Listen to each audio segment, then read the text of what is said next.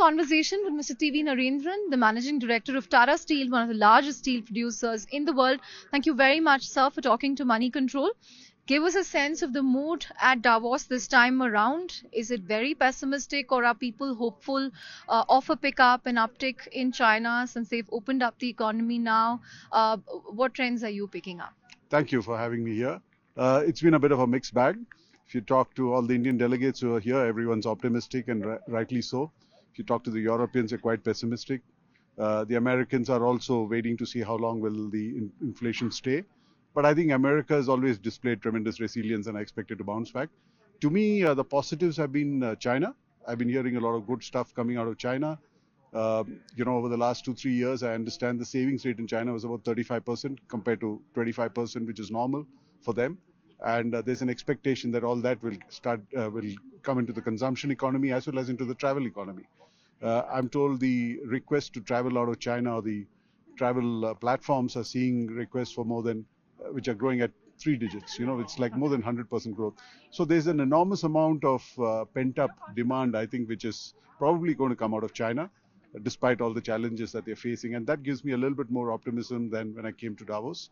Japan has also been a fairly good story. So Right. I think you're seeing many major economies also looking optimistic. Right. There are concerns that, India's economic growth may slow down, hit by global supply shortages as well as high input costs. The RBI is also expected to stay hawkish given the elevated inflation. So, given all, these factors, the confluence of these factors, what's your view on how this can impact the steel industry? Sure. So, even if you look at inflation in India, I think the worst is behind us. I think the last couple of months, things have started dipping. Also, the inflation that we've seen is not something we've not seen in the past. I think if you look at the developed world, they've not seen this kind of inflation for a long time.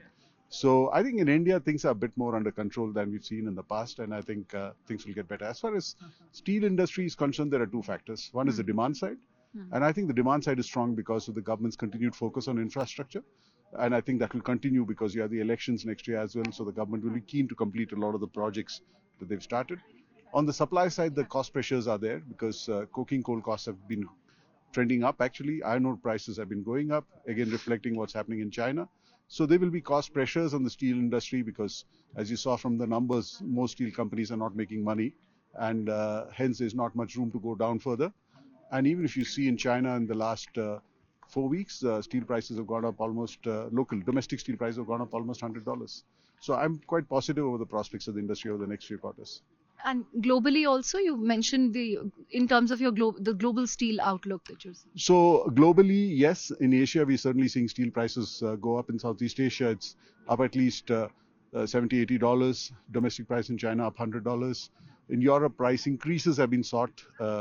But Europe, the fundamentals are still a bit weak.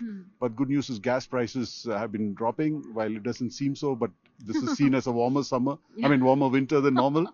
But I think that's this positive. Is warm, I can't imagine what cold would look like. So hence gas prices are settling in Europe. And I think the worst of the crisis as far as Europe is concerned on gas is behind them. Right. While we've seen, a demand uptick, and prices have, still remained muted. Do you expect that to change? What's your outlook as far as prices are concerned? So as you may have seen, the steel prices have been going up in India for the last couple of weeks, partly driven by demand because January to June is typically the peak season for steel consumption. Right. So we're seeing that kicking in. And secondly, steel companies, like I said, have pretty much reached the bottom as far as prices are concerned. So over the last month, I think steel prices both in flat and long products have gone up around 3,000 to 5,000 rupees. But it's still at levels which are much lower than what we saw 1 year back. Right.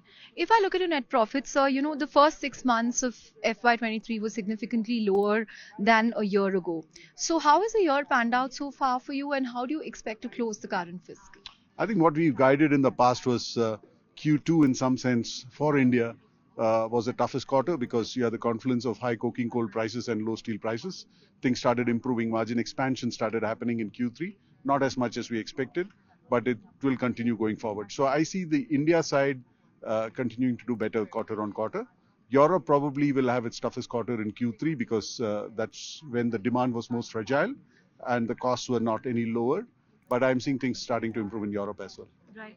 And as far as deleveraging your balance sheet is concerned, I think you mentioned that is one of your priorities. So how do you see that panning out? Again, how will the debt figures look by the end of FY23?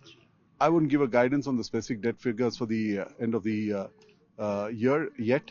But I think what we were committed to about 3-4 years back is at least $1 billion of deleveraging every year. We did more than that in the last 3 years. This year, of course, it's a challenging year because of gas prices in Europe, coal prices, working capital. In fact, working capital has taken in a lot of our money. We also bought Nilachal for about 12,000 crores. So this year, I don't know if you're going to have that deleveraging, but the commitment to deleveraging continues. Right. You also, in fact, since you brought up Neelachal, you completed the acquisition of Neelachal Ispat, and I think you started operations of the unit in October. So, how much you need to invest to get this unit in shape, and by when do you expect to reap the full benefits? So we pretty much got the operations going within 3 months.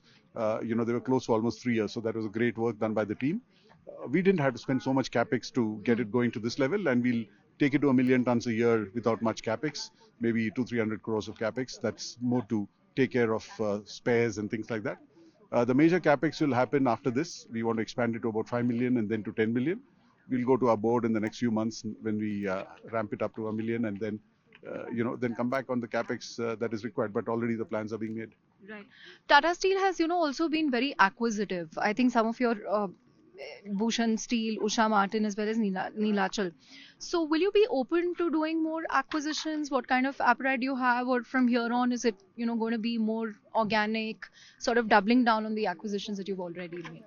So, with the assets that we have in our portfolio today, we can realize our growth ambitions for the next 5 to 10 years, because we are today producing about 20 million tons in India, going through an expansion of 5 million in Kalinganagar that takes us to 25. And between Kalinganagar, Angul, the Nilachal site and Jamshedpur, we can easily go to 45 to 48 million tons. So we have enough land in our existing sites to do that. Having said that, obviously any opportunity will be looked at on a case-to-case basis, but we are in a stronger position because we can realize our growth ambitions even without doing any inorganic growth. But whether we'll do it or not, we'll decide later. Right. Thank you very much, sir, Thank for you. talking Thank to you us. very much.